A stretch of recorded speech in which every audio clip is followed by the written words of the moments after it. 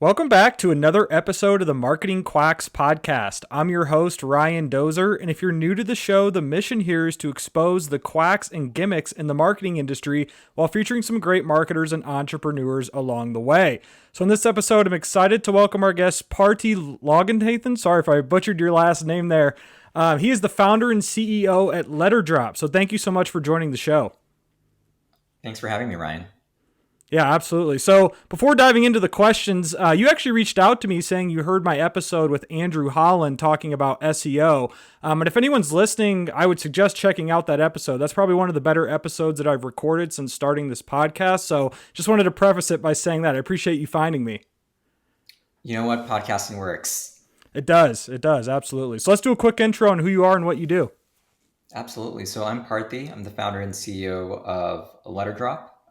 We're a company that helps B2B businesses build organic pipeline. So any sort of channel that's organic, like SEO, LinkedIn, or helping your sales team sell for you, we help those kinds of companies. We work with a lot of great logos like Ramp, Descript, Gorgeous, Census, etc.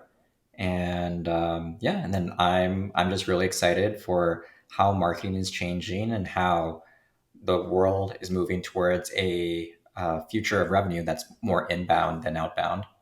Absolutely. So why should someone use Letterdrop? I guess for someone who's new to this industry or new to this world, who is your probably your biggest competitor? Or just kind of explain it in basic terms of why someone should use what Letterdrop. Excuse me. Yeah, absolutely. And so, in terms of what Letterdrop competes with, it probably dissects across a couple of different industry standards. There's probably like ClearScope on the SEO optimization side, probably something like a Sprout Social on the LinkedIn distribution side, and maybe something like a Contently on the operations side. But quite and depending on the company and what they're looking for, they might be considering us against one of these. But quite frankly, what we're really trying to do is figure out how do we tie all of this together into a single loop where we as a business are listening to everything that's going on at your company. So what are your customers asking in sales calls? What kinds of content are they engaging with? And use that to inform what you should be creating so that you can drive more revenue and helping you plan it, create it, optimize it, distribute it, and create that flywheel. Yeah, that's awesome. So talk about your experience working in the search team at Google. I remember you said that to me in your intro email, and that's very intriguing to me. So what were some of your highlights from that role or just biggest findings? Yeah, so I was at Google from around 2015 to 2019. I worked on both the search team and on G Suite, now called Google Workspace. While I was on search, we were just transitioning to starting to use AI back in 2015, 2016. Google was strictly no AI in search. We need to be able to explain exactly why a result shows up when someone searches for something. Was That's that around the fully BERT update, 2015, 2016? Was Yeah, that BERT? that's Okay. roughly like when it was happening. It was Okay. starting to roll out then. And so they saw, I think Transformers came out a little after then, like around 2017 or so, which formed the basis for GPT that we have today. But yeah, at that point in time, I think they realized the potential of AI, but they were scared of actually leveraging it in search, which since then they've obviously been doing. In many ways, their hand has been forced by third parties like OpenAI as well. But yeah, I think search as a whole is changing pretty rapidly. A lot of the sort of techniques that people might have used a while ago are not quite relevant. I think that's for the best, right? A lot of people were keyword stuffing or just saying like, hey, if I say the word CRM 8 times, and magic's going to happen. And instead, I think the world is going to move to a place where you actually have to cut through the noise and actually have something insightful to say, and you need to actually answer a search intent, generally so, for you to actually stand out. And I think that's what companies should have been doing all along at the end of the day as well, right? Like, let's say you even get a visitor to your page. What's the probability of them just bouncing because your page kind of sucks, right? Right. If you actually have something useful there, people are going to build trust, feel educated, and be like, oh, yeah, you know what? I want to check this out. I'm going to spend more time on this website. And you might book a demo or get a sign up that way, which sadly, for better, has just not been done by a lot of companies, and they've just been abusing search, which is why SEO is a dirty word today. Yeah, absolutely. There's so much to unpack with what you just said. But before I dive into the nitty gritty of that, I'm curious, why did you leave Google? I mean, talk about your experience leaving Google. Did you go straight into entrepreneurship after you left Google? What was your thought process in that decision? Yeah, absolutely. And I know you have a similar story of leaving the corporate world to venture on your own. So maybe you appreciate this. Google was great, like lots of incredibly smart people, but also just very large company, and that's not what I was looking for. And so I got a taste of what search was like. I got a taste of what B2B was like working on G Suite. And I wanted to jump into startups. So I left without a plan. My story there is actually I probably launched about 15 different products over the course of about a year and a half, most of which failed spectacularly and died. One of which I sold for a little bit, and one of which the other is a sort of like passive income sort of micro SaaS business. And Letterdrop actually came from me trying to actually hire a growth agency while trying to grow that one of those previous products and having a terrible experience. And I got more into growth and marketing that way and started picking at the problems. And one thing led to another, and that's how Letterdrop came about. Yeah, that's extremely interesting. So letter drop, you said. Let me ask you this. So letter drop, you mentioned is like a Sprout Social. What was the other thing you mentioned it to? Probably competing against like ClearScope or Contently. All of those are fairly different tools, Okay, and that's so it's a because SaaS product essentially, right? it's a SaaS Okay, product, very specifically for B2B companies. And so the reason why we're cutting across a lot of those tools is we're trying to figure out what is the right workflow for a B2B company across different channels and across what they need within the organization. got it. Okay, that just makes sense for more clarification on what I'm on my end. So let's talk about SGE. I want to dive into kind of what we talked about earlier with the search and how that's evolving. Let's start with SGE. Where do you see SGE going? Are you bullish on SGE? I guess what are your thoughts around that? Yeah, so I think the reality is no one really knows what the future of search is going to look like. Google claimed that SGE was going to launch in December, January. Do you It's think now. they hit the panic button after OpenAI and Microsoft and integration of ChatGPT and all that? Yeah, I think they need to just kind of like show face and say like, "Hey, we are working on stuff." I think Gemini just launched I saw that. today, so people are a little bit excited about that. Um, we, in some ways, have tried like reverse engineering SG as well, and a lot of our tooling also kind of thinks about that. And fundamentally, it's just trying to figure out how do you take the top ranking pages and pull out all the useful bits of information and put them together. And so that's what SGE does. I think it's like 50-50 in terms of how useful it is. It really depends on the type of query you're I searching agree. for. And I think there are certain types of searches where you really want to read from the source. You just want to go and figure out from somebody who's been there, done that, lived that experience to tell you exactly uh, uh, what they recommend, especially if you're solving like hard business problems. I'm not really looking for an AI to tell me, which has no skin in the game, to tell me how to run my business. Right. I'm looking for somebody who's maybe done it before with experience, right? And Right. so I think SG and Perplexity and Bing, all these sort of like AI wrappers on top of web pages or search are really great if you're just looking for like quick information. It's like a one sentence, maybe like a short list, like very factual stuff. I think that's fantastic. I think it is going to change how people think about search.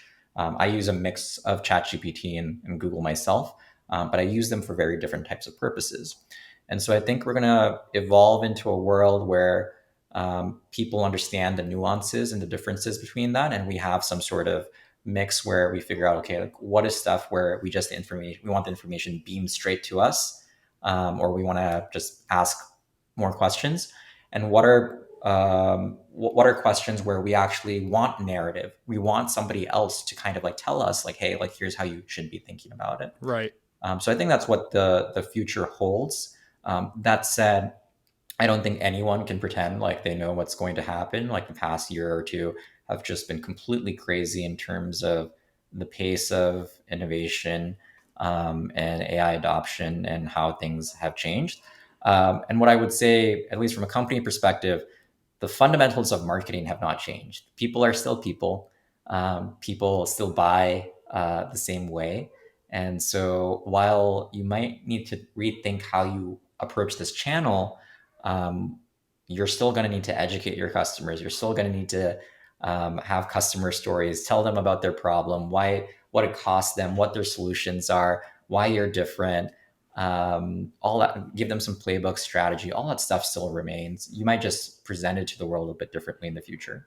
Absolutely. SEO is always evolving. I had Shane Dutka on. I don't know if you're familiar with that name. I used to work with him over at a previous company I was at. He's a very good SEO professional. We were talking about SGE for a while. He's built niche sites from the ground up. He is not very bullish on SGE at all. He says that, number one, which is a good point and valid, that you still have to be logged into Search Labs to enable it. So this isn't even rolled out to the public, and it hasn't been, like Google's trying to make it appear or others are trying to make it appear. And I personally believe that this is going to impact informational queries 100%. I think commercial transactional queries, I don't want to see an AI response for any commercial transactional query. Neither do most users probably. Best this, best that. When to buy this, where to buy that, right? Types queries like that. But informational, think about 10 things to do in New York City. Okay, AI generated response might make sense there. So if you're going to go after, a site like a TripAdvisor and rely on display ad revenue, I think those types of sites are in trouble. Yeah, I agree with that. I think, and I tell a lot of our customers this too. If your SEO strategy today is a lot of like glossary terms, what is X, that kind of stuff, you can kind of count on that maybe disappearing if any of this really rolls out. But quite frankly, I'm also telling them like, well, was that actually driving any value to your business anyway? Right. Maybe it was the more middle funnel, bottom of funnel stuff, which ultimately was targeting like in-market buyers or people who actually would eventually become a customer. And so just make sure you're focusing on the right stuff and don't worry, is it TLDR? But if you are just relying on pure eyeballs to drive traffic, yeah, that's probably not going to work for you anymore. Yeah, Andrew Holland talked about that in our episode too, where we talked about metrics that matter. He said, I was running this website and traffic stayed relatively the same, but revenue skyrocketed. Well, why is that? Number one, it was an emphasis on CRO, and number two, it was an emphasis on transactional and commercial queries. Who cares about the vanity metric for these long tail informational queries? Like if you go to a report and you just show a graph where it's just traffic just goes up, no one's going to ask questions about how quality was that traffic. Was that top of funnel? Was that middle of funnel? So getting that mid to bottom of funnel traffic that has intent to actually purchase or convert on your website, huge, much more important compared to just informational vanity metric traffic. Absolutely. The interesting thing is, and we're seeing this. I saw this. Meg from AppQs told me about this. She saw 6% of her inbound demos coming from ChatGPT. I started seeing this in our own self-reported attribution. People saying that found you via ChatGPT. So surprisingly enough, there are people who are asking queries with like purchase intent to ChatGPT. I don't think it's a smart move, just because I don't like, you don't know the last time ChatGPT, what data it was trained on. Right. It treats a Reddit post the same as a smart blog post from like Jason Lemkin. And so the recommendations it's going to give you in terms of products you use are also just kind of based on volume and quantity, essentially. So that's very interesting to observe that people are doing that. I don't think it's smart. But I wonder if it's going to be a new reality and something that people have to kind of like account for. I think we're going to go through a lot of volatility there before people understand like what they should be looking for where. I'm with you 100% on that. Do you think there's any up and coming competition? Probably not. I don't know, maybe Chat GPT, but like DuckDuckGo or Bing, or like, do you think Google's just going to be this monopoly for years to come? I think they really need to, I think they'll figure out a solution in terms of like how like AI search or whatever is going to work. I think the bigger problem for them is just trying to figure out how this works with their business model. They're going to have to like essentially disrupt themselves if they want to survive this. And Because so we'll it's see. 70%, probably 70% of all revenue comes from ad revenue. I believe I saw that Yeah, somewhere. Yeah. yeah, yeah. It's, and then cloud's doing great, but it's still like a small portion of their business. And so I think there's going to be a big shift in how they have to think about things, and if they don't, like, they're not going to make it. That said, I think there's there's enough pressure from shareholders and the entire world watching that they'll do it. It really just comes down to like when and less so if, in my opinion. Yeah, so I actually manage almost $1 million a year in advertising for PPC campaigns for Google Ads, and that's a question that I've gotten on a couple podcasts: is what are you going to do when AI and SGE gets rolled out publicly to Google? How is that going to impact your SEM strategy? And my thought is, well, number one, they might add one or two giant ads and just bump the CPCs, or number two, they're just going to completely kill SGE and just keep continually evolving their SERP. Because the more I think about it from an SEM perspective, there is no way they're going to give that up at all. So I agree with you 100%. That just makes them way too much money. And at the end of the day, it's whatever the shareholders want. That's what they're going to get. Absolutely. I agree with that. I think it's just a question of like over time, they have distribution today, but they need to keep the product experience itself competitive, to prevent people from finding like other ways to find information essentially. Yeah, so on the same topic of AI, let's talk about how you're leveraging AI right now, whether it's be through Letterdrop, just your workflows and your day to day. Do you have any suggestions for AI tools you're using? Or just talk about your workflow with AI. Yeah, absolutely. We use AI in a whole bunch of contexts on our engineering team, a little bit on our sales team, and obviously a lot on our marketing team because we use our own product. We use GitHub Copilot. Some of our engineers use Cursor on the engineering side. On the sales side, we use a tool called Clay to help us scrape websites and like look for trigger points to reach out to customers. We don't use any of it to actually construct the emails because that we tried that and it just didn't work great for us. Going back to the human touch worked. And then within Letterdrop, we also use AI in a whole bunch of ways. Um, the core premise of like how we want to use AI today comes down to research, repurposing, and recommendations. The three R's. What I don't believe in is letting AI run loose and create its own like content, pages, whatever, putting it in front of people. Instead, what we think about using AI for is trying to do some of the back end work. How does it collect a lot of data, do a lot of competitive analysis, competitive gap analysis, information gap analysis on what's on the SERPs today to help you understand how you can create a very complete page? How can it pull information from podcasts like this or webinars or interviews and pull out those expert insights and transform that into something that you can use? How do you go from podcast to blog post to LinkedIn post, giving it information on like templates you want to use or how you want to sound to get you 90% there across all of those?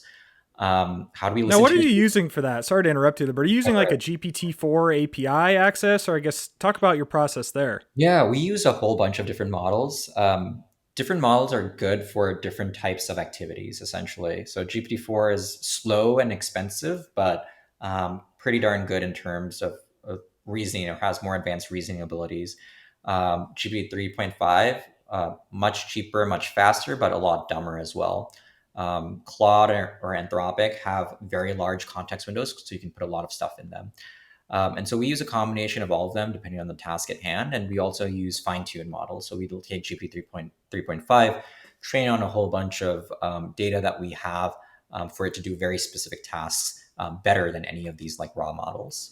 Yeah, there's so many new LLMs like Hugging Face. I'm sure you're familiar with Hugging Face. Yep. I'm on there once in a while. Llama 2, I don't know if that's rolled out to the public officially on a UI yet from Meta AI's LLM. What are some LLMs that you have your eye on? I'm just curious. Yeah, so we actually looked into Llama 2 probably around 3 or 4 months ago and decided to actually go with OpenAI's hosted GP 3.5 because the costs just don't make sense. Hosting your own LLM is actually very expensive, I bet. and the required infrastructure is kind of challenging. So in many cases, it's actually best for you to just go with a off the shelf solution and just fine tune it to your own needs.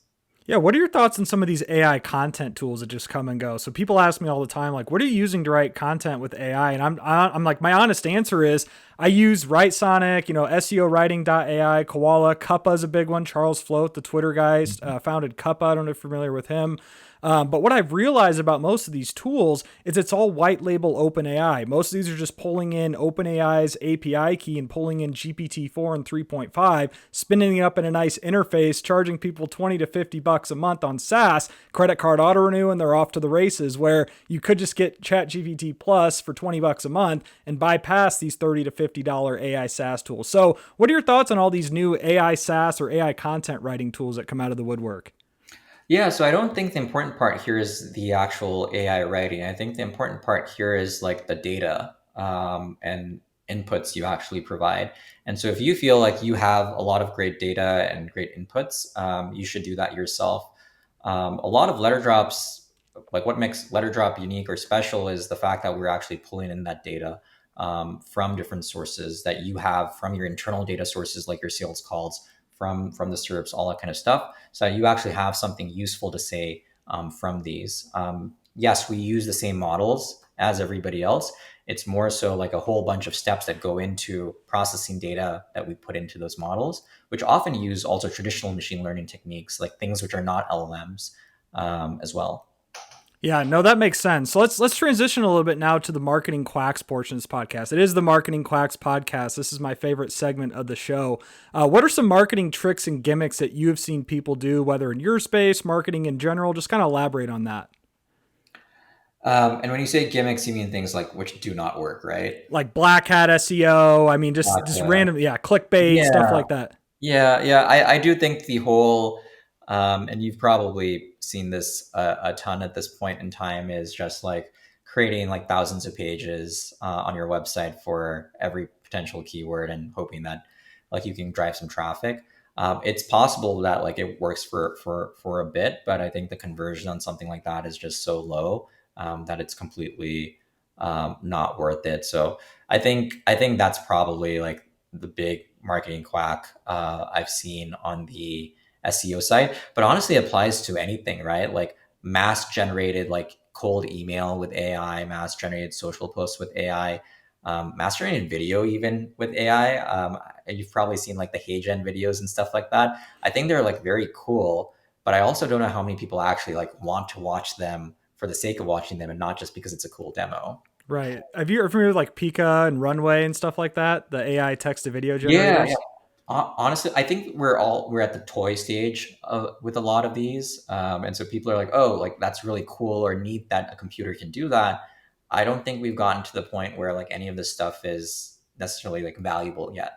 Right. Convertible, right? So like people Convertible. look at this, yeah. So people look at this like, oh, that's cool, but they don't have any intent to convert to whatever the purpose of that video was. I agree 100% on that. So any final notes on just marketing advice, SEO advice that you have for anyone listening? I would say that with AI, there's more noise than ever. Just more email, more content, more everything out there. And so you want to go back to basics with marketing, really understand your customer, understand their problems. Like go to where they are, where they hang out, either online or in person, and then use AI tooling to essentially assist you with all the mundane stuff, but really talk to them person to person at the end of the day, and that's going to get you the best results. Yeah, adding that personal touch too. And then also just as SEO keeps evolving and search intent keeps changing, EEAT, obviously, you're going to have to distinguish yourself as a real person. I've been struggling with this on one of my affiliate sites. That's kind of an anonymous identity. And so I'm like trying to figure out the EEAT behind that. We'll have to talk offline later, but it's been a struggle. So I agree. Adding that personal touch and appearing as a real person in the age of AI is more important than ever. Absolutely. So where can people find you online? Yeah, you can find me on LinkedIn. I post a lot there. Just search for Parthi, Parthi, and space Letterdrop, and you'll probably find me. Give me a follow or send me a connection request. I don't bite. Otherwise, you can learn more about us at letterdrop.com or shoot me an email at parthi@letterdrop.com. Awesome. Yeah, I'll give you a backlink from Spotify and all the platforms that I post the show on. So thank you so much, Parthi, for joining this show. It's extremely valuable. I learned a lot. I hope our listeners did too. And thanks again for everyone listening to this episode of the Marketing Quacks podcast. Be sure to tune in next time.